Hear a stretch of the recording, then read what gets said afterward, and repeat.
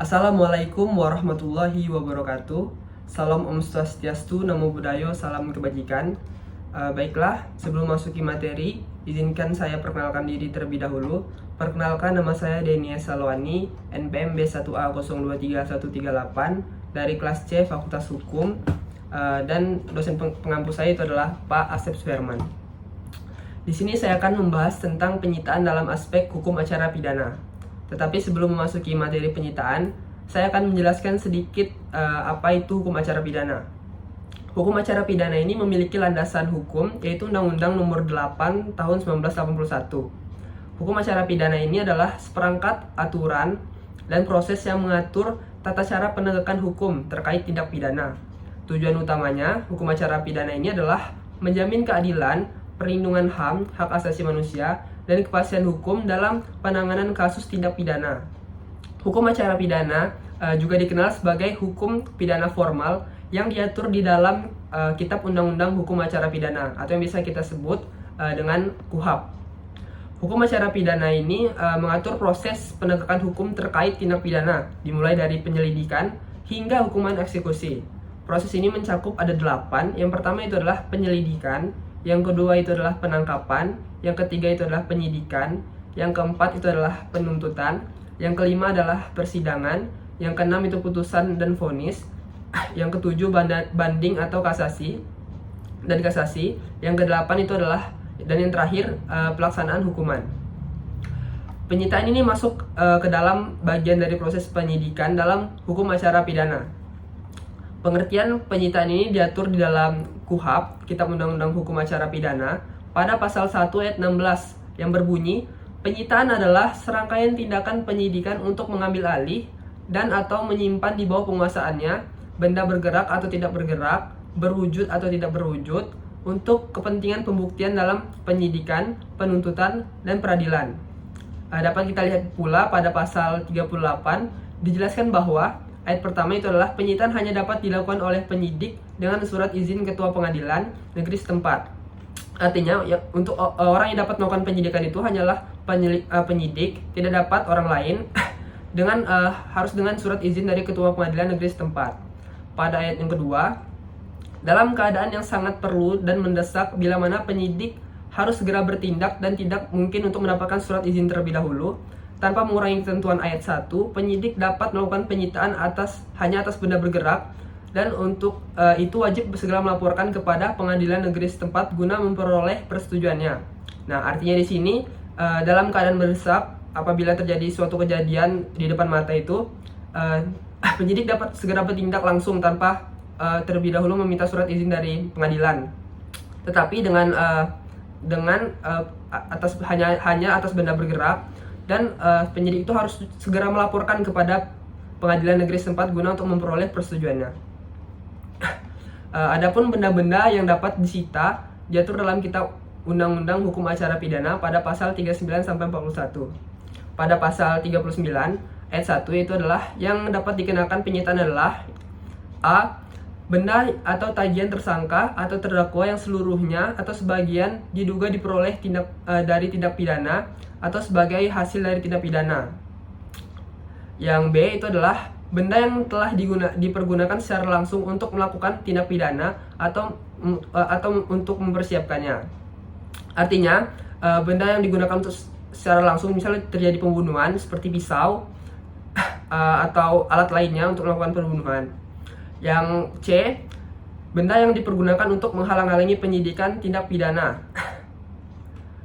Dan yang D, benda yang khusus dibuat atau diperuntukkan melakukan tindak pidana. Benda yang dibuat seperti pisau rakitan, pistol rakitan. Dan yang E itu adalah hal-hal yang lain mempunyai hubungan langsung dengan tindak pidana yang dilakukan. Pada ayat kedua, benda yang berada dalam sitaan karena perkara perdata atau karena pailit dapat juga disita untuk kepentingan penyidikan, penuntutan, dan mengadili perkara pidana sepanjang memenuhi ketentuan ayat 1. Dapat kita lihat juga pada pasal 40. Dalam hal tertangkap tangan, penyidik dapat menyita benda dan alat yang ternyata atau yang patut diduga telah dipergunakan untuk melakukan tindak pidana atau benda lain yang dapat dipakai sebagai barang bukti. Pada pasal 41, Dalam hal tertangkap tangan, penyidik berwenang menyita paket atau surat atau benda yang pengangkutnya atau pengirimannya dilakukan oleh kantor pos, telekomunikasi, jawatan atau perusahaan komunikasi atau pengangkutan sepanjang paket, surat atau benda tersebut diperuntukkan bagi tersangka atau yang berasal dari padanya dan untuk itu kepada tersangka dan atau kepada pejabat kantor pos dan telekomunikasi, jawatan atau perusahaan komunikasi atau pengangkutan yang bersangkutan harus diberikan surat tanda penerimaan. Selanjutnya itu adalah kemudian tata cara proses penyitaan biasa diatur dalam pasal 128 sampai 130 Kitab Undang-Undang Hukum Acara Pidana atau KUHAP. Pada pasal 128 ini, dalam hal penyidik melakukan penyitaan, terlebih dahulu ia menunjukkan tanda pengenalan kepada orang dari mana benda itu disita. Pada pasal 129 ayat 1, penyidik memperlihatkan benda yang akan disita kepada orang lain dari orang dari mana benda itu akan disita atau kepada keluarganya, dan dapat diminta keterangan tentang benda yang akan disita itu dengan disaksikan oleh kepala desa atau ketua lingkungan atau dengan 2 orang saksi.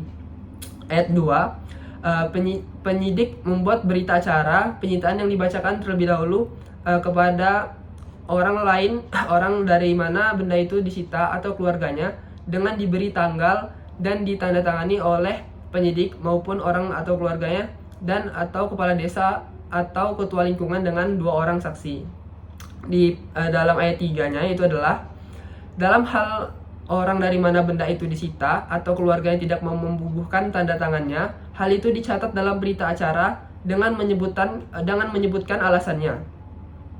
Pada ayat 4, turunan dari berita acara itu disampaikan oleh penyidik kepada atasannya, orang dari mana benda itu disita atau keluarganya dan kepala desa. Dan selanjutnya pada pasal 130, benda sitaan sebelum dibungkus dicatat berat dan atau jumlah menurut jenis masing-masing, ciri maupun sifat khas, tempat, hari dan tanggal penyitaan, identitas orang dari mana benda itu disita, dan lain-lainnya yang kemudian diberi lak dan cap jabatan dan ditandatangani oleh penyidik. Pada ayat 2-nya itu adalah dalam hal benda sitaan tidak mungkin dibungkus. Penyidik memberi catatan sebagaimana dimaksud dalam ayat 1 yang ditulis itu di atas label yang ditempelkan dan atau dikaitkan pada benda tersebut. Lalu yang kedua adalah penyitaan dalam keadaan perlu atau mendesak. Diatur dalam pasal 38 ayat 2 Kitab Undang-Undang Hukum Acara Pidana yaitu atau KUHAP.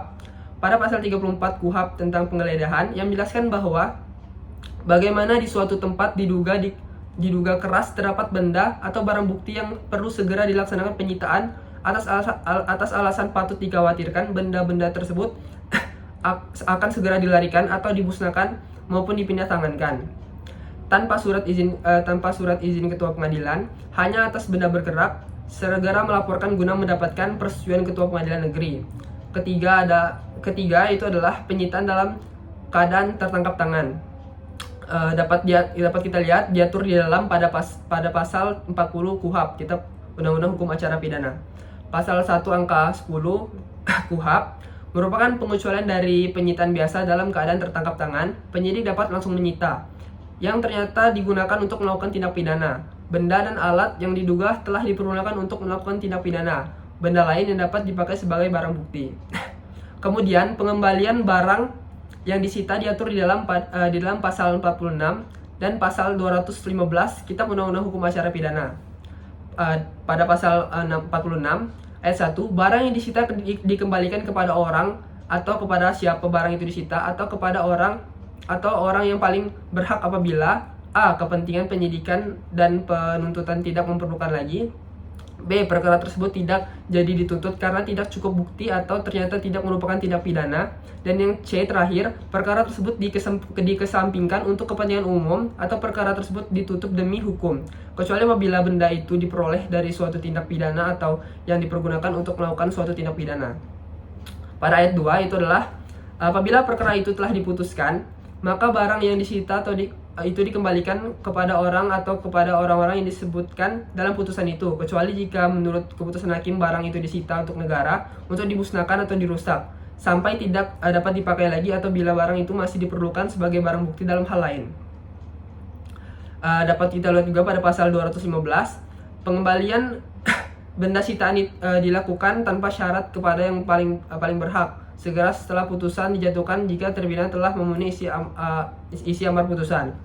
Baiklah, mungkin itu saja materi penyitaan dari saya. Lebih kurangnya saya mohon maaf, kepada Allah saya mohon ampun. Saya akhiri materi saya akhiri penjelasan saya. Wassalamualaikum warahmatullahi wabarakatuh.